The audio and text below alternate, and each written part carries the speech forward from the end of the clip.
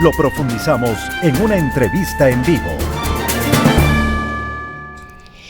Y a esta hora se encuentra ya con nosotros el periodista de investigación Arturo Torres. Con él queremos profundizar sobre lo que está pasando en nuestro país, esta muy preocupante situación de inseguridad, una ola de terror que se ha vivido. Al parecer el detonante de lo que ha pasado en estos últimos días pasa por el traslado de alrededor de 2.500 presos de la penitenciaría del Litoral a otros centros penitenciarios. Arturo, muy buenos días, gracias por acompañarnos en esta mañana. Pues la situación al interior de las cárceles del país, de los centros penitenciarios, definitivamente no llega a controlarse. Esta violencia se ha trasladado de manera terrorífica a las calles de las provincias del Guayas, de Santo Domingo y de Esmeraldas de manera especial. No obstante, está ocurriendo también en otros puntos del país. Definitivamente la situación está en un descontrol.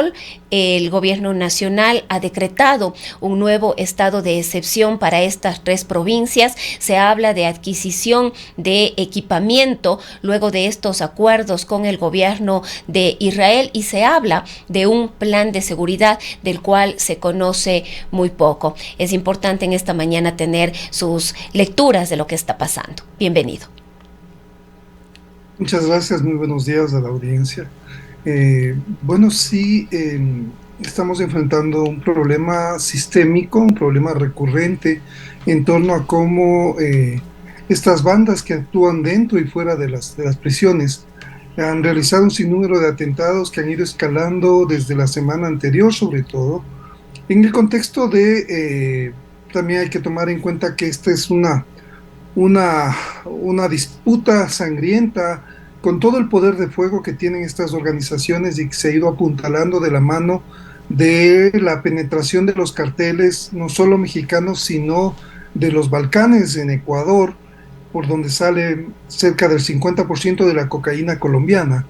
Esto es importante tener en cuenta para entender por qué la magnitud de esta manifestación delictiva, ¿no? O sea, el poder que han tomado estas organizaciones tiene que ver mucho con el dinero que reciben del narcotráfico y ahora encargados también del microtráfico y de las extorsiones, ¿no es cierto?, que se convierten, que se van convirtiendo en el principal problema de la seguridad.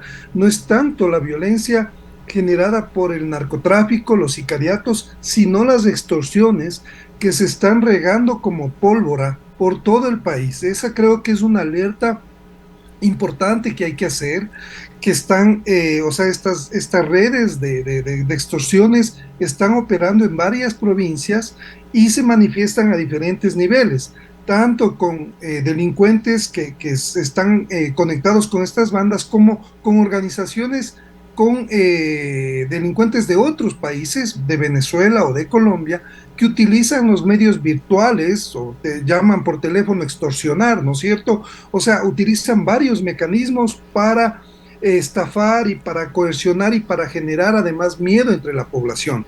Ahora, en torno a cómo el gobierno ha ido manejando la crisis, evidentemente el plan del que se habla sí tenemos que aterrizarlo, porque ya estamos casi 2 años, ¿no es cierto? Hemos entrado de lleno en el segundo año, que en mayo próximo se cumple para el gobierno, y sin embargo todavía no nos han enseñado efectivamente cuál es el plan, cuáles son las aristas, sobre todo cuáles son los objetivos y las acciones concretas que se van a realizar en un plan de seguridad ciudadana. Arturo, esto nos ha llevado inclusive a pensar que definitivamente no hay un plan. Le escuchamos al presidente de la República en alguna entrevista mostrando una carpeta en la que decía que ahí está el plan de seguridad. Entendemos que algunos elementos, algunas acciones estratégicas no pueden definitivamente difundirse por obvias razones, pero realmente hay un desconocimiento de este plan en el que además deberían estar involucrados los gobiernos autónomos seccionales, deberían estar involucradas otras instancias del Estado y por supuesto la ciudadanía también. Así es, o sea, yo no entiendo por qué tiene que manejarse en secreto un plan de seguridad ciudadana. No entiendo la lógica. Comprendo que hay ciertas cosas específicas que tienen que ver con la seguridad nacional, por ejemplo, que se mantengan en reserva. Pero un plan de seguridad realmente tiene que ser un poco discutido, conocido por muchos actores, por la mayor cantidad de actores de la sociedad civil.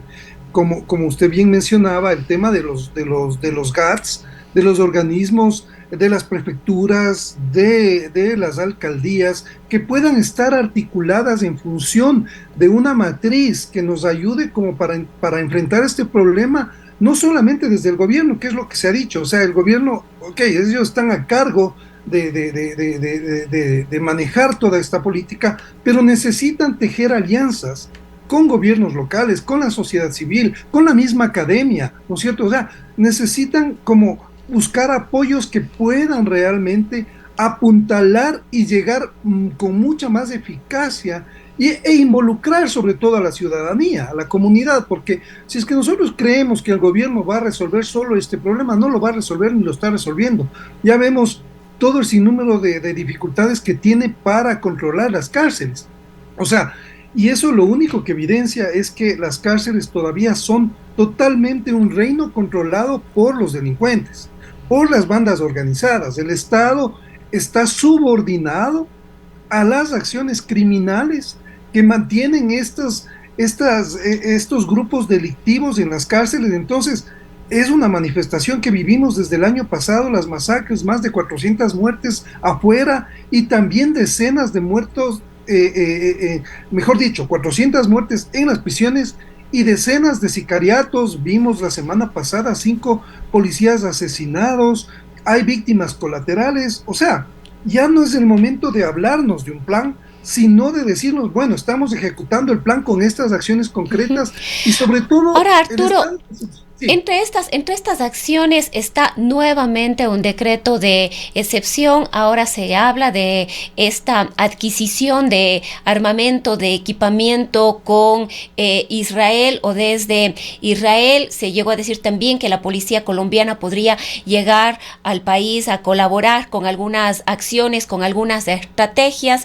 Nos preguntamos, ¿podemos solos como Ecuador? Sin duda alguna, el tema del narcotráfico es un tema transnacional. Tenemos a Colombia como nuestro vecino más cercano con una problemática histórica y otros países. Tenemos a Brasil también con una organización de esta naturaleza intensa y que ya está teniendo de alguna manera también incidencia en nuestro país. Es decir, hablamos en general de la situación de la región, pero la pregunta es, ¿podemos solos? ¿A quién deberíamos acudir? Ya se le ha solicitado, se le ha exigido, se le ha exhortado al presidente que busque este apoyo internacional, pero cuando preguntamos de este apoyo internacional, también nos preguntamos de ahí, ¿quién podrá ayudarnos? Sí, eso es lo que hemos estado viendo también, cómo el gobierno trata de buscar apoyos en Estados Unidos, con el plan que ya se ha anunciado para tener un financiamiento de más de $5,000 millones para acciones que sean, digamos, de mediano y largo plazo, que tengan que ver con reforzar las actividades de control en la frontera con Fuerzas Armadas y Policía. Y también a través de Israel, de las empresas israelitas, que sería un convenio de Estado a Estado en el cual nos llegue equipamiento, tecnología de Israel a través de un préstamo, ¿no es cierto? Porque eso hay que también dejar aclarado, son créditos que el país va a tener que pagar en el caso de Israel, y en el caso del apoyo que se busca de Estados Unidos, ahí sí, ese no es un crédito, sino una ayuda que es entendida como una corresponsabilidad, porque realmente la buena parte de la droga se va hacia Estados Unidos. Entonces Ecuador está en medio de 2 países que son los principales productores de cocaína, no solo Colombia, sino Perú, y con un agregado. Los temas de frontera, si bien desde Colombia nos llega la cocaína, desde Perú nos llegan las armas que están fortaleciendo durante años a estas organizaciones criminales. Llegan los explosivos, llegan las granadas, llegan los precursores químicos. Entonces, yo coincido en que necesitamos apuntalar una política regional, porque Ecuador solo no va a poder. O sea, si es que no tenemos una política que pueda articular unas acciones que tengan una mirada hacia lo transnacional que se ha tornado esta manifestación del narcotráfico, no vamos a llegar lejos y no vamos a poder contener todo el poder que tienen estas organizaciones criminales. Pero además, Arturo, aquí hay otro elemento que es importante analizarlo y sobre el que hay que profundizar. Son estas organizaciones narcodelictivas que están ya operando en nuestro país, pero ¿cuánto de esto ha permeado ya en las instituciones del Estado? Y un tema que quizás deberíamos ponerle muchísima atención es en qué medida esto va a evidenciarse en el próximo proceso electoral. Hemos visto el caso de México, en el que más del 70% de las alcaldías, me parece, están en manos de este tipo de organizaciones. ¿Estamos ya corriendo ese riesgo con miras al 2023? Sí, evidentemente. Lo que aspiran estas organizaciones y el patrón que siguen es básicamente, ellos tienen operadores en el sector político que son fundamentales para la toma de decisiones, para el control de actividades, para las autorizaciones, porque no olvidemos que el narcotráfico no solamente tiene que ver con la venta, compra y venta de droga o tránsito de droga, sino con el lavado de dinero. Eso significa permear el sistema financiero con el dinero que proviene del narcotráfico, y ahora mismo se expresa en el país en minería ilegal, que vivimos en el sur del país, ¿no es cierto? Que es una cosa tremenda, horrorosa. Bueno, y lo estamos viviendo aquí en Molleturo, en la provincia de La Suay. Exacto. Esas actividades en buena parte son financiadas por el dinero del narcotráfico. Igual en el norte, en las provincias del norte, en Carchi, en Esmeraldas, la minería ilegal es financiada por el narcotráfico y los grupos armados ilegales que operan con los carteles. Es un problema que tiene una multidiversidad que necesita ser primero investigado a fondo para que el gobierno pueda tener realmente un diagnóstico cercano a la realidad para poder intervenir y tener sobre todo acciones, por ejemplo, preventivas, porque topo brevemente el tema del estado de excepción. Vemos que los estados de excepción per se no solucionan nada absolutamente. Apagan un incendio, pero mientras la casa se quema, un incendio focalizado en una parte de la casa va a seguir, o sea, se va a activar en otro lado. Entonces, eso es lo que está pasando con los estados de excepción. ¿Por qué? Porque no tenemos prevención y luego no tenemos acciones para desarticular las redes de corrupción que están permeando a todo el Estado. En las cárceles, los agentes penitenciarios, muchos de ellos siguen permeados y están atados a estos grupos criminales, policías también. O sea, si es que no desarticulamos esas redes que abastecen de armas, de equipos, a las prisiones, no va a pasar nada. O sea, absolutamente nada, porque eso va a volver a manifestarse, como vimos acá aquí en Quito. Ayer en Quito hubo ya 5 reos asesinados por estas disputas sangrientas entre las bandas. Entiendo que el gobierno está tratando de combatir eso también. La policía y Fuerzas Armadas están esforzados en hacer una reorganización de las cárceles que desde el 2016 fueron prácticamente entregadas a las bandas organizadas para que por Pero aquí, Arturo, se necesita también una depuración de las fuerzas del orden, tanto de la Policía Nacional como de las Fuerzas Armadas, y al parecer en ese camino no se ha avanzado. Así es, han habido muchos pronunciamientos, pero necesitamos acciones concretas. La purga en la policía y en Fuerzas Armadas en menor medida, porque evidentemente quienes están más en contacto con el manejo del delito y del crimen organizado son los integrantes de la policía. No hay que generalizar tampoco, me parece que es oportuno. Yo creo que la mayoría de los policías cumplen su trabajo, pero hay organizaciones enquistadas en la policía que se mantienen intocables. ¿Por qué? Porque no hay una investigación que llegue también a las cabezas de esas organizaciones criminales que tienen operadores en la policía. Así es, si no hay una purga real en las entidades que se encargan, no solo de la policía, ojo, en las aduanas, por ejemplo, también existen estos operadores del crimen organizado, están enquistadas en diferentes entidades del Estado y también del sector privado. Ojo, hay abogados, ¿no es cierto?, que trabajan anclados a estos esquemas delictivos que también hay que ponerle el ojo. Ahora, Arturo, ¿qué pasa con nuestro sistema de inteligencia? Mucho hablamos de que si tuviéramos un buen sistema de inteligencia se pudiese haber prevenido muchos de los hechos, de estos lamentables y execrables hechos que se han dado.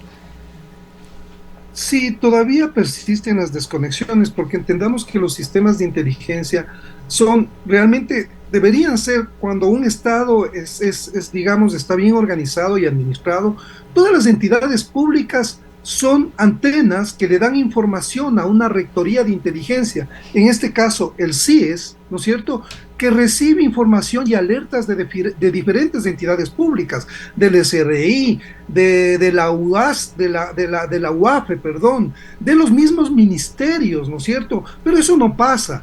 Hay una desarticulación, solamente se cree que inteligencia tiene que ver con policía y con militares.